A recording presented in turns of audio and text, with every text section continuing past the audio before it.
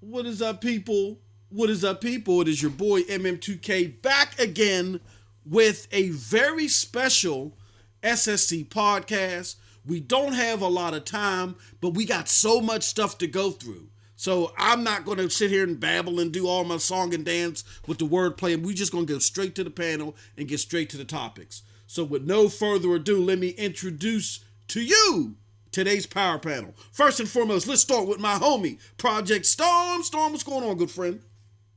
Man, I'm rocking with Clive and Eddie today. So everything is good, man. We had a hell of a show last night. I want to kick it off by saying what's up to everybody, but I want to add after that we had a hell of a show, man. TWOS Absolutely. Unfiltered last night. Check that out if you haven't already. You might be under a rock if you haven't caught that one yet. Listen, I'm ready to kick it off, man. We got the people I was just talking about. Clive, I gave him a shout out last night on TWS, and he's here, people.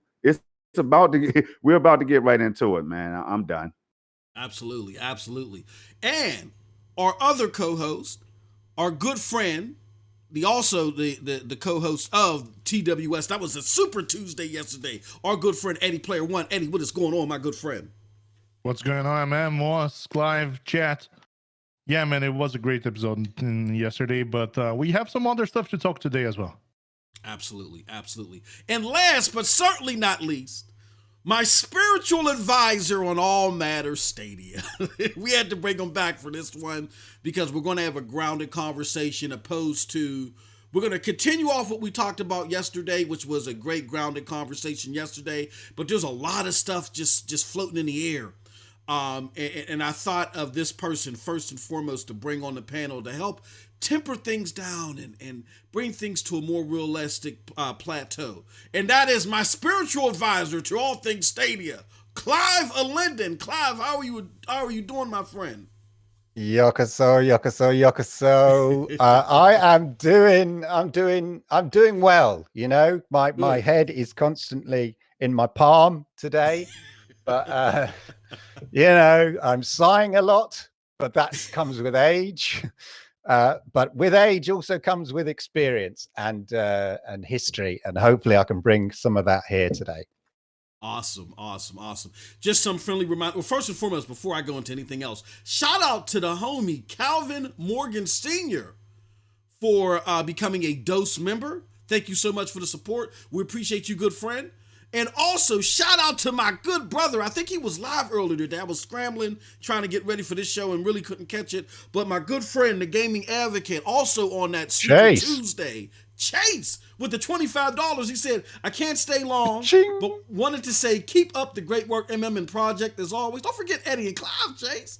And wanted to drop a super chat to show support. This discussion matters, discourse matters, and advocacy matters. Love you guys, absolutely. And if you haven't heard that, definitely after this, check out that Super Tuesday.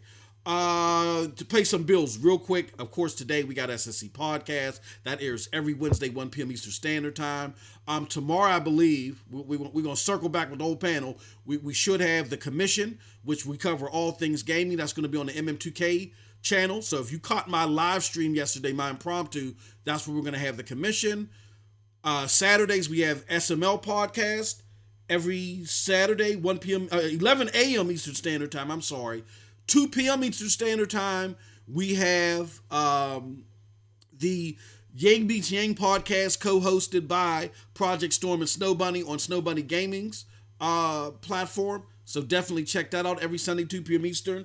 I also don't want to forget our other panel members, their content. So Eddie Player One has, again, this week on Stadia every Tuesday at 8:30 p.m. Eastern Standard Time. And then you also have the Trash Mob show, right, Eddie? That's 8 p.m. Every Wednesday. So that's tonight, right? Exactly, sir. Yeah, every Wednesday, or we're skipping some, but every Wednesday at 8 p.m., me and Megatron X and Link TV, we sit down and talk everything about one game at a time on game that's available on Stadia. Awesome. And Clive, let everybody know what your platforms are and when they air. Yeah, so I do the Stadia Monday Night Chat, which is 10 p.m. UTC, which I think is about 5 p.m. probably for a lot of people in the States. But 10 p.m. UTC, Stadia Monday Night Chat, where, I share an opinion or two, sometimes in a serious format, sometimes with the use of satire. But hopefully it gets the message across and people enjoy it. And you can find me on my Twitter, as always, as @CliveIllenden. All right. So let's get into the preliminaries real quick, too. Well, first and foremost, as you saw with the homie, Chase Gaming Advocate, if you want to reach us while we're going back and forth, this is going to be a vigorous discussion. Don't be afraid to hit that super chat. We'll stop what we're doing to answer any questions that you may have for the panel. Also, yes, you can do what the good friend Calvin Morgan Sr. did. He became a member. Now, if you want to catch our after show, that's going to premiere directly after this at around 2:35 p.m. It's going to run for about 15, maybe 30 minutes maximum. Definitely become a member. You want to become a prescription member or higher to catch that. We'll leave a link to that in the chat below as well. That's going to happen directly after that. And that's content for our members. And we got a gangbuster full of content for our members. So definitely check that out. Hit that join button and you can get more information on that. All right, no further ado. Let's talk about what we've been gaming with. Let's go through that real quick. What I've been playing. I've been playing some Division 2. All right, that's it. that's it. That's all I got into. Nice. Very good. Very good. Before yet. Storm, what you been getting into, gaming-wise? Hey, I'm going to keep it simple. I've been playing... Man, I can't keep it that simple. Hey, I've been playing a few games, man. Just PC, a little bit of PC. I jumped on Titanfall 2, did a stream the other day, man. It was dope. High performance, 4K, 144 hertz. And then I jumped on some, what else did I jump? Some Wolfenstein, the new Colossus, man. 4K, 130 hertz. Yeah. It was crazy, man. The FPS was just mind-blowing. And then, of course, I played some Stadia. I played some Madden. I beat the number 5 player in the world twice. Okay. And I jumped over Xbox, with Chase and Kai and Kill and other people, man. We just got it in over there playing some pubs, some Roku and a couple other Call of Duty, just little small games like that, man. That's it. Eddie Player One, what have you been playing, my good friend? Phoenix Rising. I love that game. Yes. Valheim, but I would say 98% of the time has been on Phoenix Rising. I'm loving that game. Absolutely. Awesome. I love that game. One of the most underrated games, I think, even though I think it did well, but it's really underrated. And I can't wait to get into that game some more. And I'm lying. I did do a live stream of it, so you can check it out on Stadia Dosage Streams. Look that up. Where we do all of our streaming content for this platform. All right, and last but certainly not least, my good friend Clive Linden. What have you been playing recently? Yeah, I've been working my way through. So I went back to Hitman 1 and with the intention of working my way through all the way ready for Hitman 3. So I've done that. I've completed all of Hitman 1, all of Hitman 2, ready. I'm tempted to get some of the DLC for Hitman 2 because it's in the sale. Ready for Hitman 3. And then yesterday I was bored, so it's getting so ridiculous on Stadia. There's so many games that I've acquired or bought or become part of Stadia Pro that I've forgotten I had. Yeah. And I fired up Doom 2016. Whoa. Never played it before. Remember seeing Project Storm playing it ages ago and thinking, wow, that's impressive. And yeah, it's like having a brand new game. It's like, because I've completely forgotten I had it at all. So playing a bit of that last night. Super fire, Clyde. That's super fire, man. That's a good game. I wasn't the biggest fan of it, y'all, at first, but then I did see Storm like everybody else, saw Storm playing it and gave it a retry, and I appreciated it a little bit more. So definitely shout out to Storm for getting everybody excited about Doom 2016 all over again. All right. I feel like Doom deserves a little bit more praise than that, but we'll take it. Let's go, man. We'll move on. Absolutely. With that said, I think it's time for us to get into the news. But let me do something real quick. I just want to. Okay, there we go. Don't want to do that. Nope. Okay. All right. So we know the big news, y'all. Jade Raymond, or this whole thing with Kotaku. Oh, but hold on. First and foremost, we got a $10 shot from our good friend Amonor, the #1 Stadia fan. He says, hey, guys, I know this is going to be fantastic. Hey, guys, I just want to give a shout out to Project Storm. I agree with Storm. Yesterday, if you bought a game on Stadia and already put tons of hours on it, you already got your money. What? Man, hey, listen, man. Hey, hold on. Let me screenshot that. Hey, hold up. What do you do with my friend Amonor? What the hell's going on here? Let me screenshot this right now. Who is this guy? Hey, the homie Amonor. Hey, look, man. Amonor is showing off right now. He's showing off, man. I don't know how to. Hey, brother, I appreciate it. I just call it out like it is. I know a lot of people feel the same way, man. Like the fact that we formed up together like this in the first place to do shows like this, man. I met Clive and Ed. Man, come on. You can't get no better gaming times than this right here, man. I've been on a lot of platforms, but Stadia is where it's at. Yeah, absolutely. Now, shout out to Amonor for that. Amonor, hey, look, Amonor has his particulars and that he likes, but this platform focuses on Stadia, but it's for everybody. As long as, as long as you are willing to learn information instead of armchair quarterback, or I think the latest term that I've been talking to some of my cohorts about is being a headline genius. You know what I'm saying? Someone that just look at headlines and then they send out 50-part Twitter threads about something they don't know about, but they think they're experts on because they just simply saw a headline. So, but shout out to Amonor, again, who isn't the biggest Stadia platform supporter, but he's a big supporter of this platform, if that makes sense. All right, y'all. Yeah. No further ado. Let's do it. Let's get into it. Uh-oh. Oh, did you see something? Yeah. Oh, what you got, brother? Chase is just. Chase, wait a minute. Wait a minute. He put the volcanic magma on us, bro. He put the magma on us. That's the color of magma right there. Chase, let me get this one. Let me get this one, man. Go ahead, get it. He's doing that money shuffle. Make it 50. All right.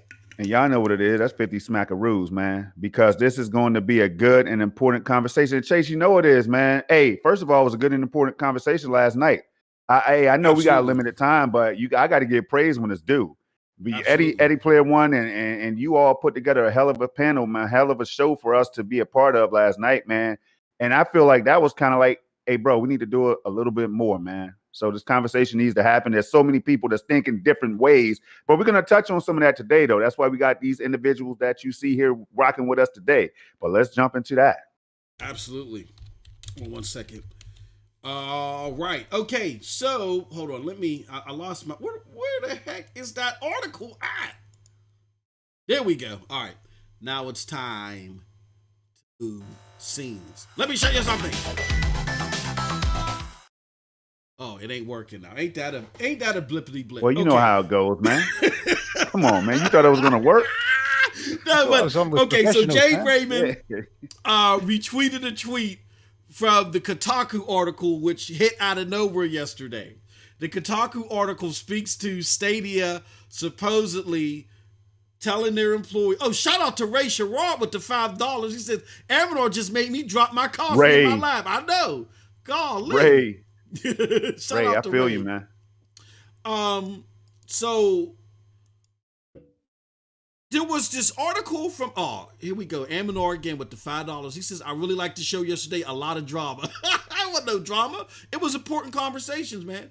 And a lot of drinking. It was important conversations and a lot of drinking. So here's the deal.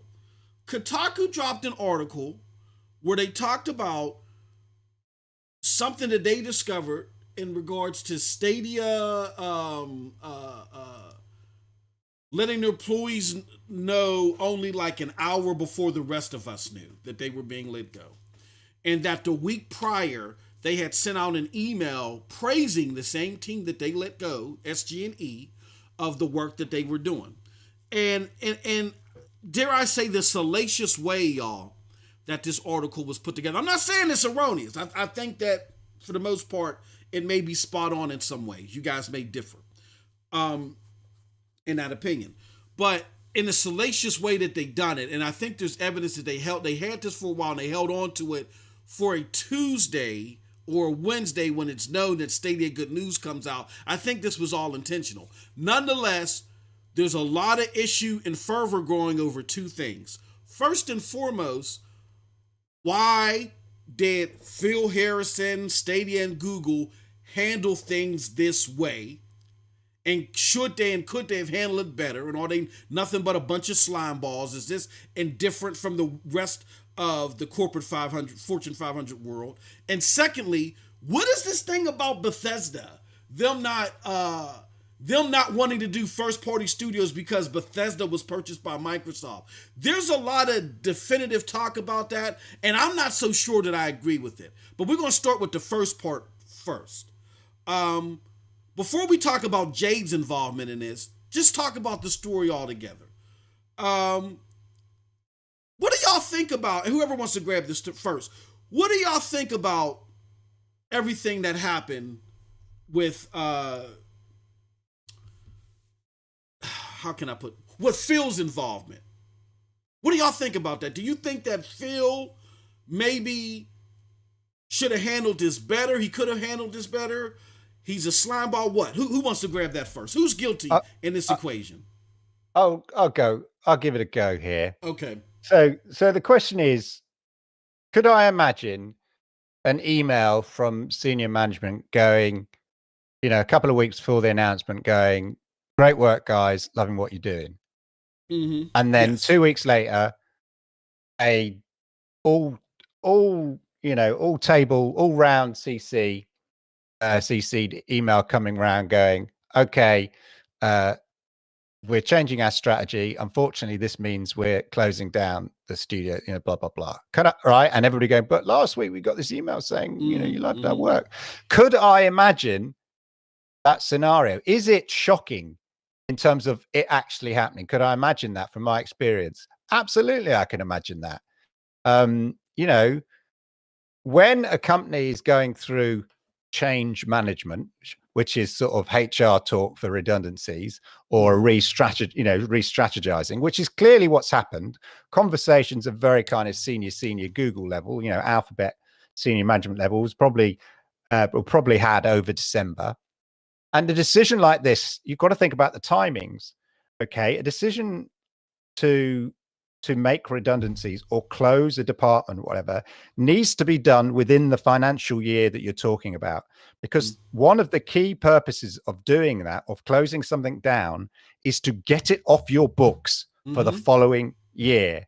Okay. So you get it off your books. And then you write off, redundancy payments and stuff like that within that financial year. And then that means your next financial year, that's not an overhead, and your books look much better and it fits in with your strategy if that's what you're planning. So timing here is absolutely key. And it was a day, so the announcement, sort of public announcement, was the day before the shareholder calling call. And so it was part of that. And I don't know where the financial year is, but probably, the fact that it was they had their quarterly shareholders call means it's probably between now and beginning of April is the financial year. So they basically have to get you're closing down a department, whatever it is in any company, you got to get it off your books within that financial year. So the timing is key. So I think the decision was made, however dramatic it may have been, very quickly by Alphabet, Google, whoever it was, and kept very secret. The next process is you go into a closed room with HR and your lawyers, and you discuss how we're going to handle this. What are the repercussions? Do we put voluntary redundancy things in place? Do we set up? Can we get all these things set up? All of that's got to be done in secret. Meanwhile, you've got to, as senior man, you've got to sort of present that kind of business as usual. Mm-hmm. You're going to look like a piece of shizzle, right? When it comes out. There's no, and how, sometimes management in that situation try to be kind of, it's me, it's not you kind of thing, like in a relationship. But the reality is, no one's going to look good in this scenario. And, but if they felt, Google or whatever felt this was the right decision from a cold, just forget about emotion, forget about people's lives for a moment, in a cold business decision, which is how these things are examined. They don't, they're not there to be people's friends. They are there to make cold, financial, horrible, business decisions, which impact on people's lives horribly. Okay. They make that decision and then they action that decision, and people are going to look really bad for it. But unfortunately, that is the way of the world.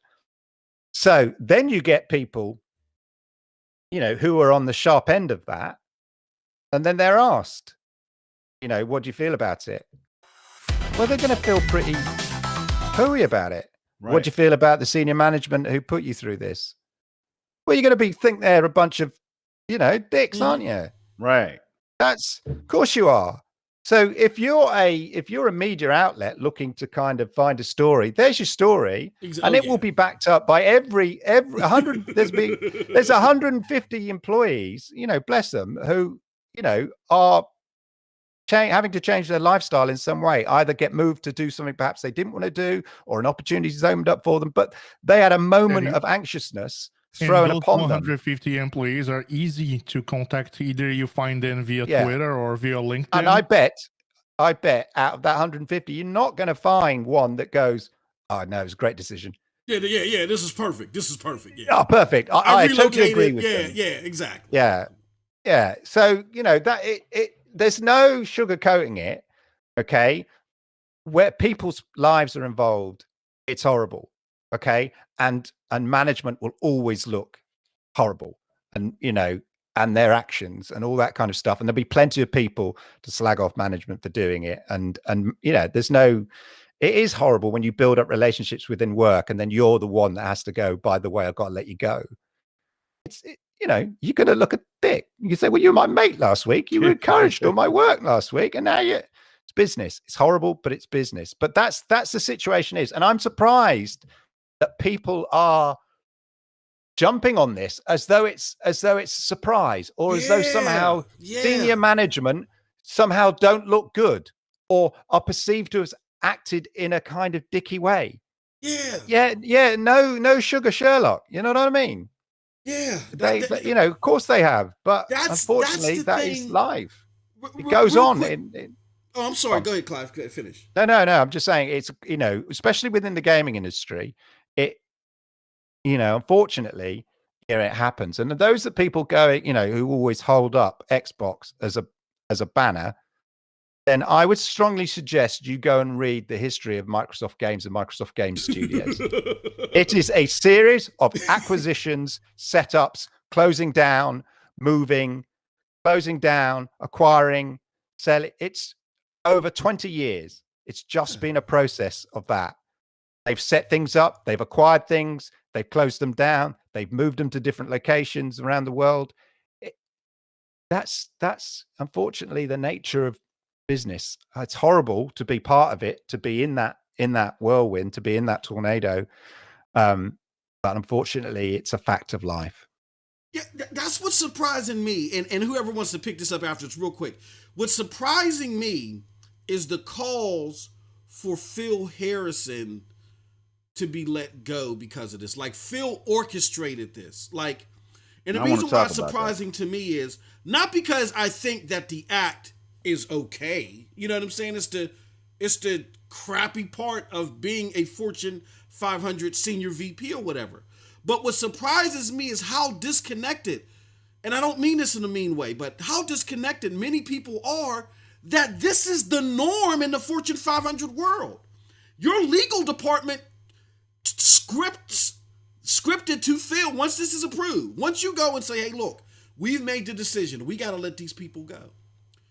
It goes through legal and HR, and they script what you are to say, how you are to act. They sit down and go through all this with you, and then the senior management just reciprocates what they're told to do. Now, I think there are some instances to where there may have been some handlings off the cuff that were a little sloppy, but as far as that email and you guys are doing a good job, you gotta act, you have to. It's not we want to. You are told by your legal department to act business as usual, and I think in a remote society today, that would be more common knowledge.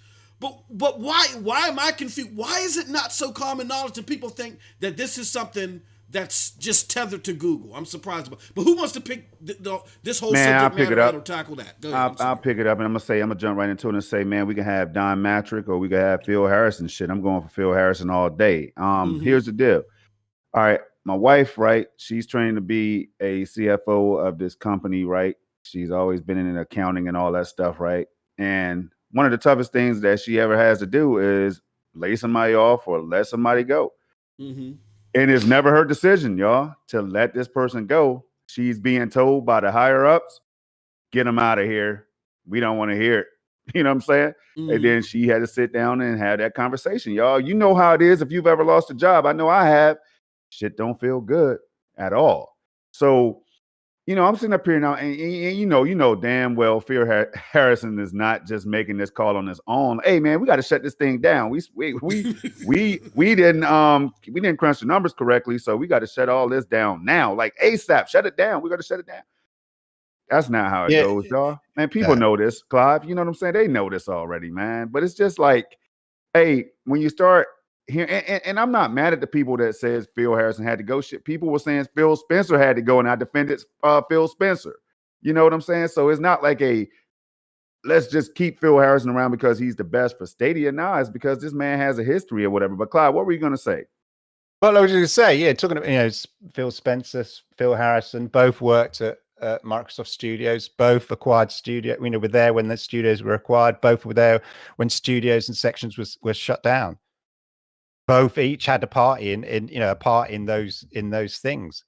So, as I say, if you read the history, just go to Wikipedia and look up Xbox Game Studios. You'll see that history, of which Phil Spencer is part of it, of acquiring and closing down. Phil Spencer was there when Bungie, amenably split from them and went off and became independent after they'd previously been acquired.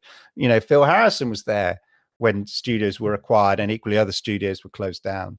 So it's something that goes on. And just to touch on what Storm said, it is horrible when, about his wife being CFO, training for that. My ex-partner was in HR. Mm-hmm. And, people used to hum the Darth Vader Death March whenever she came walking past. Because they just thought, because they thought someone was about to be sacked. Yeah. So, it was a horrible job. She was the one responsible to go up to somebody and talk through the terms of their kind of sacking or whatever it is. It's your job. And in fairness to Phil, his salary will be, he is well compensated for having to look like a dick. Yeah. But that's what that's what comes with the job and the salary. Unfortunately, making difficult decisions which impact on lots and lots of people's lives, and standing up and being counted for it. And as I said before, it's not. There's no, no one. I don't think anybody on this podcast here is trying to sugarcoat the events in terms of not at all. the impact on people's lives. And inevitably in that, there will be, in the simplistic world especially of Twitterverse, villains and heroes. Mm-hmm. Life's unfortunately not that simple. It's not like, it's not the Wild West where the good old sheriff's going to deal with the man dressed in black.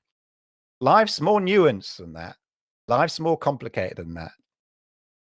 I want to get Eddie's take on it too, because me and Eddie were having this conversation last night. Eddie, you and I have been on the Jade Raymond end of this, right? Where we were told, hey, look, you're doing a great job, fantastic. You know what I'm saying? I mean, if you want to share any of that, share it. If you can share that again at I some said capacity, yesterday and give what your thoughts are on this. It happened to me about a year ago. My employers said, you're doing a great job. We're happy that you have been with us for the past 3 years. And your visa is going to expire. Don't worry. We got you. We want you to continue. We're going to hire this team here so you can manage them. And on the next week, he said, plans changed. You're fired. So Ouch. I understand that sometimes a company has something already planned and they just have the perfect balance of timing to make the announcements. But it is at this point right now, I cannot be mad with Phil Harrison. But MM, you said something yesterday. Yep. Which was it was at this moment that he knew he up. Yep. Here's what I said, and then I guess this could be a good pivot. But then we could continue to talk about the original question too. This is where I do think that Phil Harrison messed up. He was told what to do. He was told what to say. Legal would have told him, Phil, you are to act business as usual. So this whole controversy about the email, if Phil Harrison regularly, and this could be why people are all uptight about this, because if Phil Harrison regularly came by and checked on the studio before they decided to make this decision and said, great job, Sally, great job, John. If he did that regularly, HR and legal would have told him, you have to keep up appearances. You have to. And that's why he would have sent out that email. All right. Now, fast forward to the Q&A. This is where I do feel that a lot of what we're seeing today is based off of possibly some missteps, and you guys may disagree with me off the Q&A. I don't like, from a business perspective, I don't like how he answered the question of, when did you know? And I don't like how he answered the question of, what was behind this decision? I just think, from someone that's been in this position on the opposite side of it as well, having to play the Phil Spencer, I think there was a savvier way to answer that question. Also, when they asked you what was behind this decision, I would have never went into particulars about Bethesda. Here's where I think the Kotaku article is being slick, and whoever wants to pick this up can pick this up too. I'll start with you, Storm. I think the Kotaku article is being slick because they say just real, distinctly that they cited Bethesda. But how do they cite Bethesda? Do they say, oh, Bethesda made us realize we ain't got no business in this? Or did they cite Bethesda and say, hey, we looked at what Microsoft did with Bethesda and we realized that's what we got to do too. See, they're detailed on everything else besides that. That's the slickness of this article. So to that, I say this. What do you guys think about that? Do you guys think that the Q&A or any element of this from Phil Spencer's end could have been handled better? Storm, I'll start with you, and then whoever else wants to pick it up after that, go ahead. Moss, just let me add to that. Or because I didn't even really check it out, man. Because I was at that point I was done with the whole. The other point of reading that as well is could be Google was in the discussions to buy Bethesda as well, but Microsoft went and took their places. Because look, Eddie, we can't forget. Here, let me flip the screen, baby. I got it working now. Let's flip the screen. We all forget, everybody out here that's talking in absolutes, we forget that Brad Sams of the Paul Thurrott think tank, one of the best think tanks out here. They cover Microsoft, but they rarely put their names or attach their names to stuff unless they have definite and really good information. He was the one who he viewed the Xbox prices. Exactly. Yes. Thank you, Eddie. Paul Thurrott and Brad Sams are on it, on everything, regardless if you agree with their opinion or their like for Microsoft products or not. Brad Sams a few months ago had said that Microsoft, Amazon, and Google are targeting studio acquisitions. And he said on very well-respected and very well recognized sources, he's putting his name to that.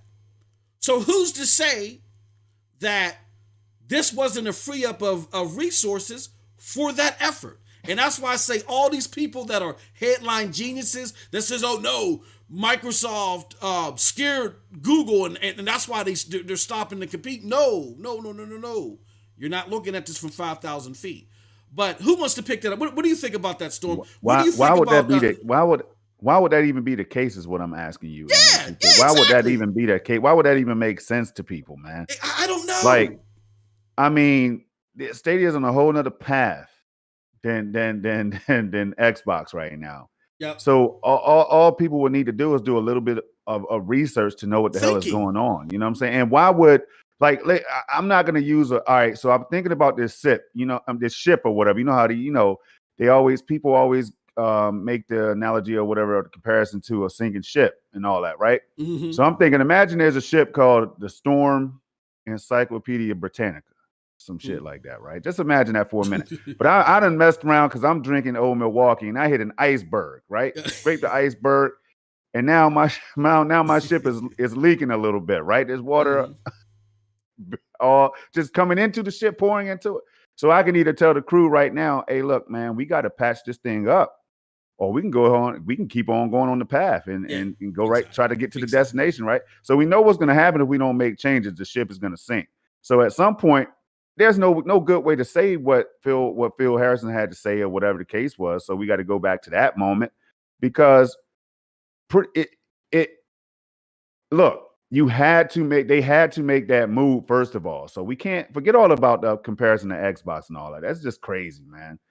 They had to make that move, MM2K and Panel, because if not, they would have been looking a lot worse years from now. So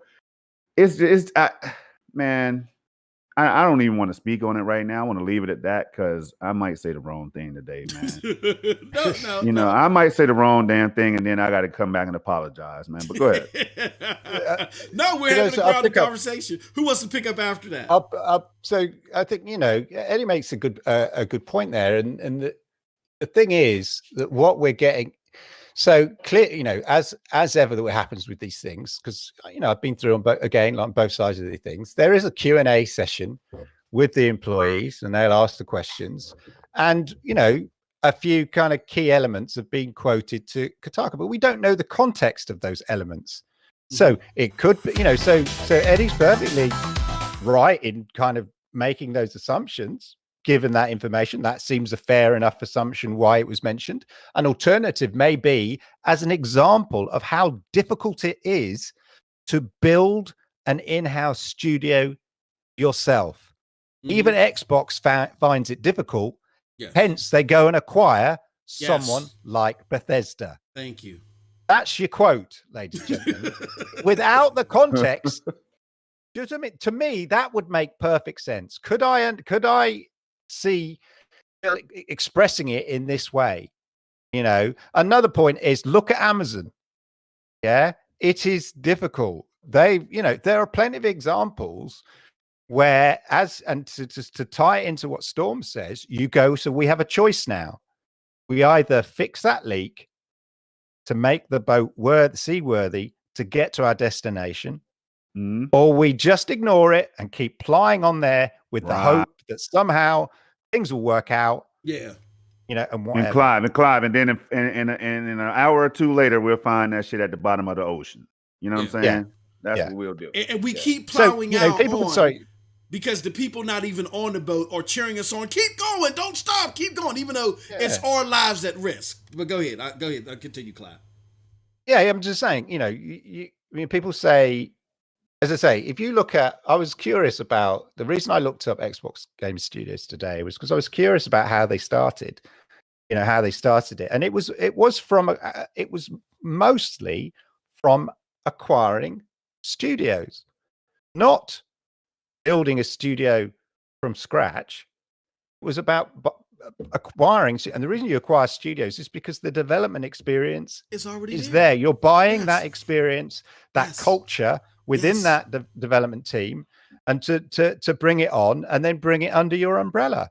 Now we did see, Google do that with some studios, and arguably it's a shame that that's not the path that they're potentially taking in terms of acquiring studios to build their studio out.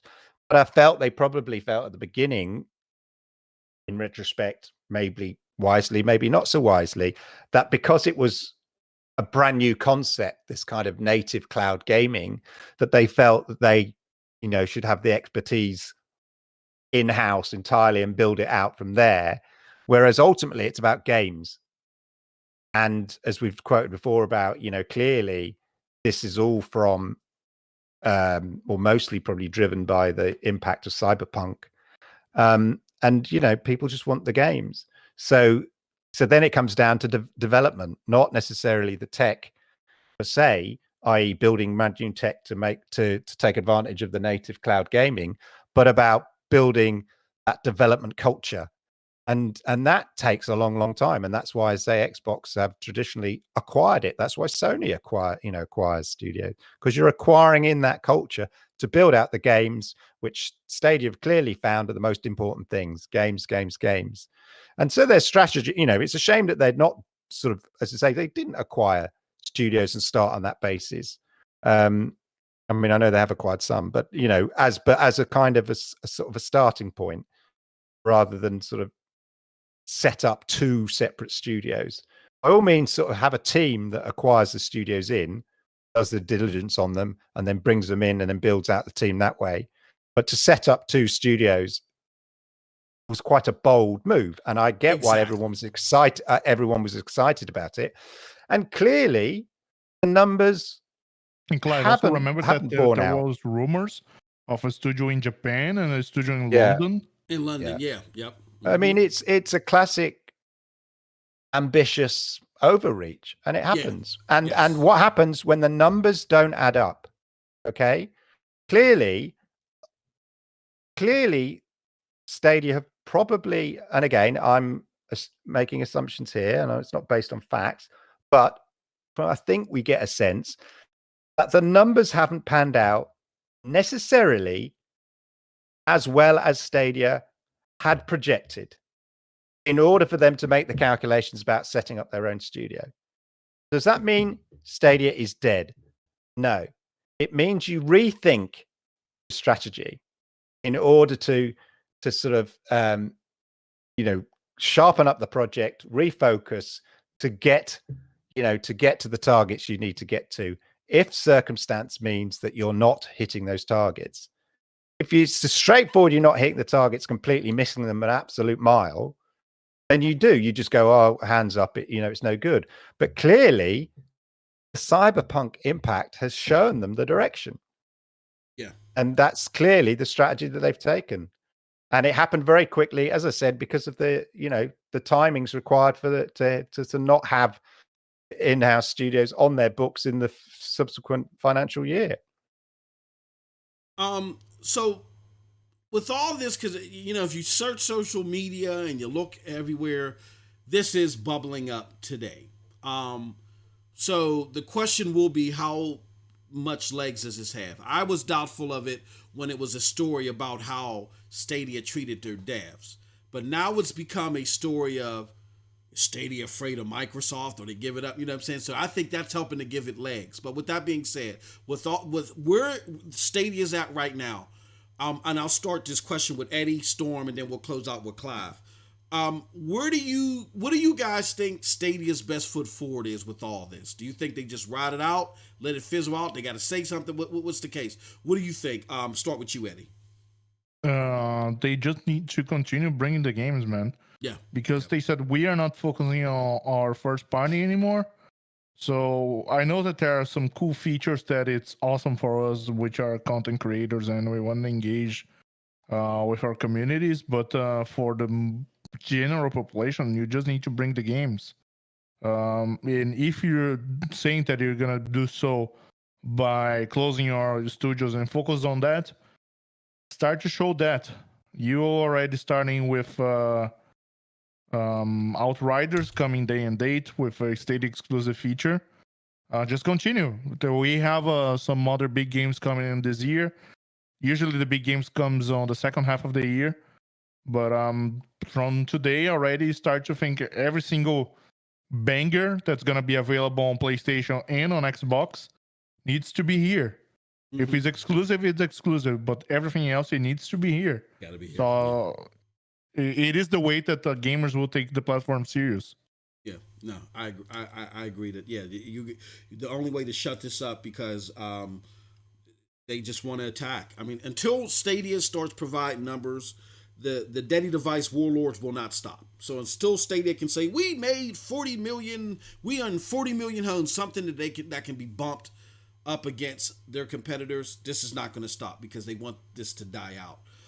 But again, you don't get to that point until you do what Eddie says, which is you got to bring these multi-plats to the platform. Storm, but what are your why thoughts? doesn't Luna have the same level of hate that Stadia does? Well, that's a different conversation, Eddie. Completely. Yeah, that's a whole different part. You know what? We can talk about that in the after show. We can talk about that in the after show. That'll be a great conversation for the after show. Storm, what do you think? What is Stadia's best foot forward? Best foot forward is to, continue to focus on your game plan. Keep doing what you're comfortable at doing, because see what happens is, and listen carefully to how I say this. You can't let your consumers, in my opinion, y'all, and I'm just thinking now, you might think along the same lines, right? You can't always think and follow what the consumers want at every given cry. You know what I'm saying? You just can't do it. It's just not feasible. It just, I don't know how it makes sense. Like if Clive wanted me to sell games for $2, I can't do that shit. If Eddie wanted me to, start a subscription model, you're a slime ball, Storm. You're a slime ball. I'm just saying, hey, listen, if Eddie wanted me to start a subscription service, bro, and guarantee that they were going to get the same games on Game Pass, I can't do that. You can't listen to what everybody wants, man. You have to operate in the way that you know how for your company. This is not our company. This is not our game division. It's not our platform, right? We are enjoying it. We're buying games on it and stuff like that, but it's not ours. We didn't do the groundwork. We didn't lay the damn lines in the ocean and shit like that, right? We didn't do any of that work. We didn't put out the billions, y'all. But we can, if we choose to, pay that $60 or that $9.99 a month or that however much for a premium package or whatever to play your games with the controller and the CCU. And then, so you stick to your game plan of getting this thing on as many Android devices as you possibly can. You continue to reach out to other brands besides LG. You go out and talk to Samsung. You make these moves. You keep on pushing ahead with the shit that makes sense. And you keep on depending on what Phil Harrison knows, and others who are the masterminds behind this. And I know people might say, Phil has to go. He has to go, right? They say that about Phil Spencer. They say that about Jim Ryan. They say it about every damn body. But put yourself in Phil Harrison's shoes for a minute, right? Now I want you to close your eyes and you visualize that you have to tell all these people, including Jay Raymond and Shannon Studstill, that we had to shut it down, right? We had to shut this thing down. You try to make that announcement. See how you feel. Then you get hit with the questions, right? You get hit with the questions from all these people who are now losing their job in the middle of a pandemic. And then I want to hear what your answer would be if you have a problem with that. If you have a problem with that whole thing, right? Give me your answer. What would you tell your team? I want to do a Q&A, and not to be a smart ass, Storm, but I do want to do an AMA on Reddit, just because of my experience, and that we can get, everybody on this panel has enough experience. We haven't really even delved into Clive's experience. He could talk about that when he goes next. But Eddie's experience with this, my experience, your storm. I want to hold an AMA and I want to say, okay, if you're Phil Harrison, what do you do? And right.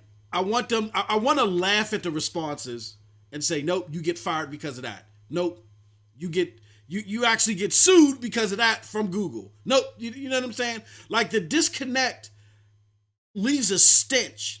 And the reason why I'm so staunch about that is not because y'all all got to be smarty pants, but when we're out here complaining about stuff, I know because I've been sitting in these boardrooms before.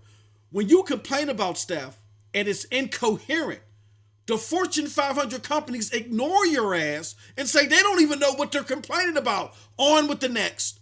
So we got to get a little bit smarter and a little bit better in understanding how this stuff works, so we know what to complain about if we want to get to the root of a problem. And I'm telling you, with this situation, Phil Harrison's not at the root of the problem, so we got to get better educated. 2 books that I recommend. First and foremost, y'all got to get y'all business acumen up. Pick up Rich Dad, Poor Dad, for crying out loud. Secondly, get your gaming business acumen up and pick up Blood, Sweat, and Pixels. But I digress. I'm sorry. We'll leave it. We'll transition after Clive gives his piece. Clive, what do you think is Stadia's best foot forward from here on out? I think Eddie nailed it. Right. If we're assuming that it's about the games, he's absolutely right. So they don't need to come out with a roadmap or anything like that. Mm-hmm. It's actions, not words, because people, Google's words are easy to dismiss, right? By the people that hate them, right? Yep. If we said, oh yeah, but Google say, people say, oh, well, they need a roadmap. My argument against that is it doesn't matter what they say. Because you say, Google come out and go, don't worry, guys, we've got a roadmap. We've got 100 games coming. Mm-hmm. People who don't believe you. It's like talking to flat earthers. You go, well, I don't believe you. You're wrong. It doesn't matter what they say. Where are the games? Where are they? I need to know the games now. What are the names why of the bother games? saying it, right? So you do it by action. Do it by action. Yeah. So Eddie's absolutely right? Yeah. You bring out, make sure the next AAA game is arriving on your platform at the same time as all the other platforms. I don't know, a game like Outriders. Yeah. Exactly. And I think the benchmark is, or the litmus test is, as Eddie said, the big bangers. When they arrive, are they arriving on Stadia? The multi-platformers, are they arriving on Stadia? Day and date, ideally, if it's a couple of weeks later, whatever, but roughly, are they arriving? That will tell us that what we've assumed is a refocus on bringing the games, is what they're actually doing or attempting to do. So as long as we see those things, it's great that we see Outriders. I don't know what the next, we know Far Cry. People dismiss what we already know. It could be Far Cry's not sure, but it could be Resident Evil. So we know we've got Outriders. We know we've got Far Cry 6. These are the big games coming up. Yeah, so we already know we've got Outriders. We already know we got Far Cry 6. That's another big one. Resident Evil, that will be a big one. So there are lots of things. So just keep your eyes open to see whether they are following through with their actions. Forget if you don't believe their words, which is fine. I get it. Fine. You don't have to believe their words, but you cannot deny their actions. Absolutely. And if the actions are bringing, if you go, well, that Google's dead, I'll go, well, tell me that while I'm playing Outriders. Oh yeah, well, Google's dead. Well, tell me that while I'm playing Far Cry 6. Oh, Google's dead. Yeah, well, tell me that while I'm playing Resident Evil. Whatever it is, like you can't deny that. And people are always going to say, Google's dead. They've been saying it since January 2020, for Christ's sake. So yeah, Eddie nailed it. Bring the games and just look, keep an eye out on the big bangers. Are they coming? The multi-platform releases. Are they coming to Stadia? Awesome. All right, guys and gals. Well, that was that. Great discussion, man. Thoughtful stuff, powerful stuff, man. That's why we picked from the best of the best, man. With that said, shout out to the brother Amanor with the $5. He said, hey, the earth is flat. That is a fact. I find it offensive the way you speak about it. Just kidding. Lol. That said, I want to go to the last thing that we got like 5 minutes for. And just real quick, get the panel's thoughts on this. This is really what should be headlining the week besides all this silly stuff. But again, as the panel alluded to, Outriders is now going to drop day and date from the game from People Can Fly, really the biggest, if you want to call it, AAA game so far this year. That's multi-plat, coming to different platforms. It's coming day and date to Stadia, and it's going to showcase the Stadia feature crowd. Oh no, Stream Connect with this podcast. It is full crossplay. And full crossplay, so you can play That's with awesome. some of your idiot friends on other platforms. No, I'm just joking. Start with you, Eddie. What do you think about this? Great. I'm looking forward to. There's not much I can say. I saw that there were some debates going on over Twitter. Of course, Twitter loves debates. Yeah, About where to pick it up. yeah. But I will be probably picking up on Stadia and be making fun of the other players as we did already with the Division 2. Division 2, yep, exactly. When we go, hey, turn on your stream connector, you on PC. And he goes, what's that? I say, come on, man. Absolutely. Storm, what do you think about this? How big of a deal is this to you? I'm thinking that the game I think it's a big deal because you have a lot of people that's done with Destiny 2 and Anthem and other games. It's kind of like this. This game, I've been seeing and hearing that it's going to be a little bit different. It's going to offer a different take on the looter shooter genre or whatever. So I'm looking forward to it. And if it has crossplay, like I'm hearing it might, that's going to be huge. But see, the focus going forward should also be crossplay. So now, after having a year under your belt, you could talk to these developers about how they can quickly and properly implement something like crossplay, so that with Stadia, so that we could be playing these games, and that would eliminate some of the issues that some users have, like not having enough players and stuff like that. So I think it's a big game to come to the platform. I'm looking forward to it. Absolutely. And last but certainly not least, Clive, what are your thoughts about this? Yeah, it's the sort of the first big AAA game, well, second big AAA game of the year. The first one being Hitman 3, arguably. AAA multi-platform game. Hitman 3 featured, state share, unique to Stadia. So great that it was arrived day and date. Great that it's got a unique element to it. What's not to like?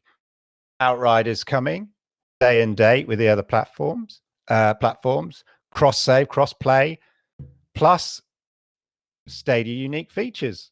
What's not to like? It's absolutely what Stadia should be doing. And Storm's absolutely right, because I think the way that in terms of the cross play is so crucial. I know it's down to developers, but where developers have it, i.e., if they're going to have a cross play between Xbox and PlayStation, or Xbox, PlayStation, and PC, then absolutely Stadia has to be part of that. Whether it's like PUBG and it's with console players, or it's like Division 2, which is with PC players, doesn't really matter. Ideally, everybody. But where a developer has that, generally with the other platforms, it definitely Stadia has to be part of that, because ultimately Stadia just becomes another place to play. That is the point. It's another place to play that's probably on your LG TV later, or on your Sony TV, or on your Chromecast Ultra, on your Chromecast with Google TV later. It's just, you've got it. So your mate goes, do you want to play this game? Well, I've got an Xbox. Doesn't matter. Get on your PC, put in stadia.com, off you go. So that's absolutely crucial. So I think it's brilliant, that it's coming day and date. I'm curious whether who's doing the porting work on it, if there is anybody, or whether it's coming from them. Don't know. Yeah, because we know that Supermassive,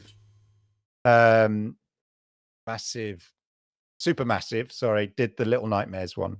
So they're making games. They're making a game for Stadia, but they're also used to do the porting for Little Nightmares. So I'm wondering whether other developers acquired by Stadia Group are doing ports or helping with the ports to speed up that process, so that we are getting day and date. But it's great. It's great. I imagine a lot of the people that were displaced, I see them reconfiguring them into a group that's doing what xCloud is doing. For Xbox, the Xbox people are doing a heavy lifting of converting their catalog to xCloud. And I think Google looked to their left, looked to their right, to Clive and everyone's point, and said, okay, to the left, we got Amazon here. We're going to talk about this in the after show. And boy, they are shitting the bed. they're dumping all this money in first party development. It's not going nowhere. And like the business model, people can say that they like it, but a subscription model is niche right now. So you have a niche service, which is cloud gaming with a niche model. We don't know about that, but we look at Xbox over, even though our infrastructure is better than theirs, they have the better approach.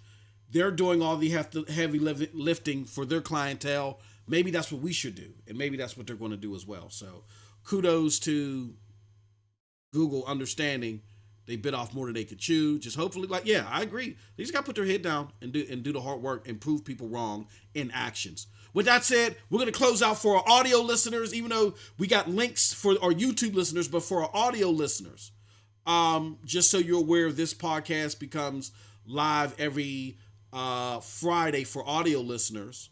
However, you can join us live on YouTube. Go to Stadia Dosage News, 1 p.m. Eastern Standard Time. Check us out here. Eddie, where can everybody find you at, my good friend, before we go to the after show? Eddie Player One on YouTube and on Twitter. Yes, I see you there. Awesome. Project Storm, where can everybody find you at, my good friend? Find me right there on right here on YouTube, Project Storm. Just type in Project Storm 4K. You'll easily find me. You know what I'm saying? On Twitter at the Nephophiliac. That's where I'm over there chopping it up with the community and outside of the community. Awesome.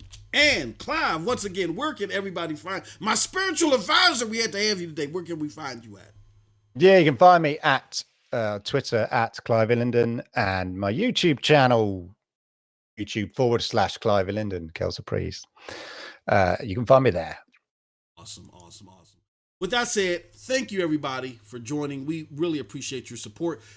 Tweet this out. Let everybody know. I think this is a very grounded conversation to balance out all the fervor that we saw today. Eddie had a great show last night. Definitely go to his link, check out his show. But then after the great show that Eddie had last night, then things just fell out of the can again this morning with retweets and stuff. So it's important to try to battle a lot of the misinformation for the unsuspecting gamer with the truth. And I'm hopefully that people feel this show did that. With that said, we want to thank everybody. We are heading out with a little bit of the theme music. So peace.